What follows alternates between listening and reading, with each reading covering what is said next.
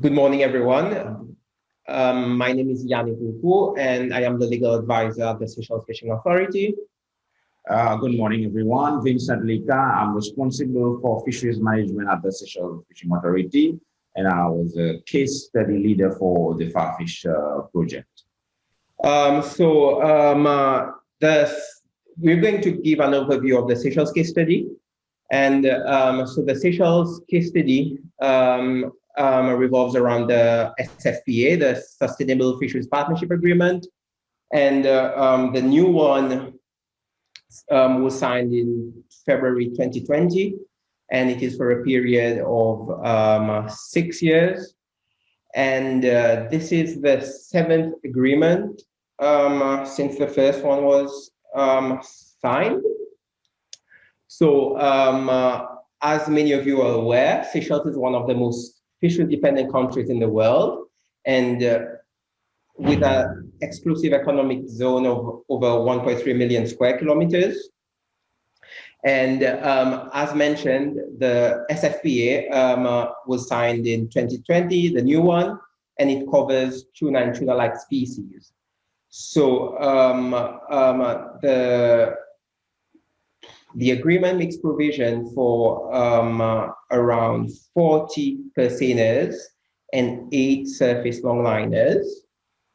But currently, we have around 13 licenses issued, which is broken down by 27 purseaners, 3 longliners, and if I'm not mistaken, around 7 supply vessels. So the challenges identified in FarFish. So as previously mentioned, Seychelles has a very large EEZ covering over 1.3 million square kilometers. And within that large EEZ comes challenges regarding monitoring, control, and surveillance. So whilst a lot has been done to improve MCS within our waters, we do face some challenges in terms of infrastructure, the financial resources to survey and to monitor these large bodies of water. And of course, we do need human resources to effectively monitor our waters.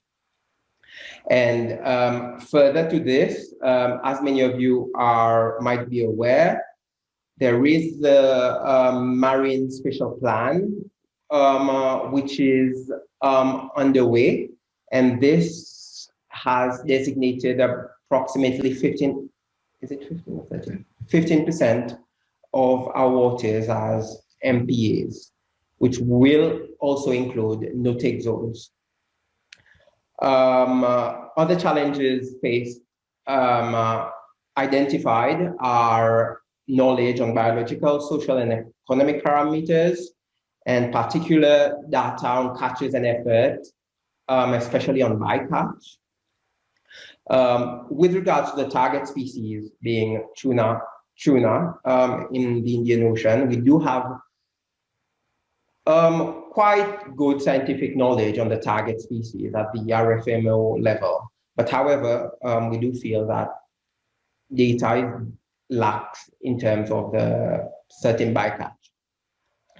Another challenge that we've identified is also a lack of transparency in the value chains. And this often puts us at a disadvantage when negotiating such agreements. And another challenge was the knowledge on ecological economic effects of fish aggregating devices has. So, how has FarFish addressed some of the challenges identified? To a certain extent, biological, social, and economic data on catches within the Seychelles exclusive economic zone has been gathered, and based on this, there has been modeling and analyzing of certain bycatch species, particularly the dolphin fish. We've also benefited from some capacity building opportunities, particularly some tools, the FarFish data limited method tool, which some of our staff participated in. And we also benefited from the participation of one of our experts on the 6-month fisheries training program in Iceland. And through this program, she will build on her competences in the fishery. So what's next? So we feel that some of the results developed in the FarFish project could be expanded on, particularly on the socioeconomic aspects of the fishery. For instance, more transparency in the value chain and more scientific knowledge on the impacts of bycatch and fads.